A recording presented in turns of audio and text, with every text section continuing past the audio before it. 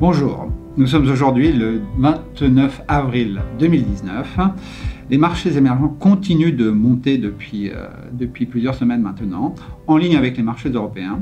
Néanmoins, tout comme le mois dernier, ils sous-performent le marché américain qui, lui, n'arrête pas de faire des plus hauts. Depuis le début de l'année, quand même, les marchés émergents montent d'environ 15% en euros. C'est quand même une très belle performance, en ligne, voire légèrement mieux que les marchés européens. Quant au flux, il reste globalement bien orienté depuis le début de l'année, même si on constate depuis quelques semaines quelques légers mouvements négatifs. La bonne tenue des marchés tient plutôt des bons chiffres sur l'économie chinoise. Rappelez-vous, en début de mois, on a eu un PMI au-delà des 50, meilleur que prévu. Production industrielle, la croissance monétaire sont aussi bien orientées, ainsi que les ventes de détail. Vous évoquiez une certaine prudence le mois dernier. Est-ce toujours d'actualité? Oui, et nous restons prudents à court terme. La hausse récente, notamment du marché chinois, nous semble un peu trop rapide.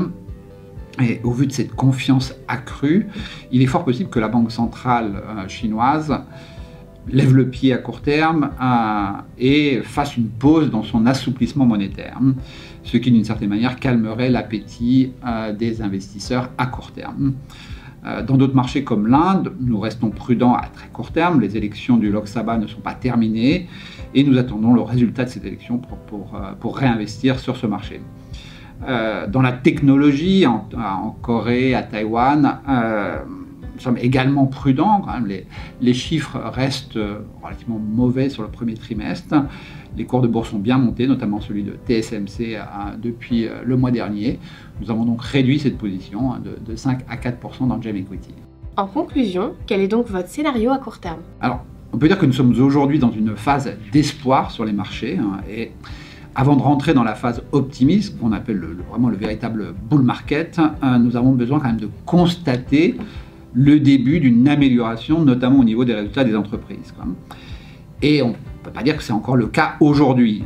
Les résultats 2018 ainsi que ceux du premier trimestre 2019 sont quand même, ou restent décevants globalement.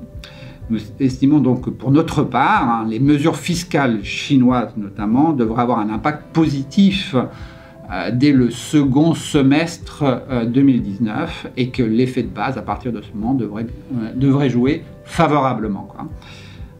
Et c'est notre scénario. Notre scénario donc reste à court terme prudent face à des marchés quand même relativement surachetés et à moyen terme clairement positif sur un effet de base qui jouera favorablement. Merci.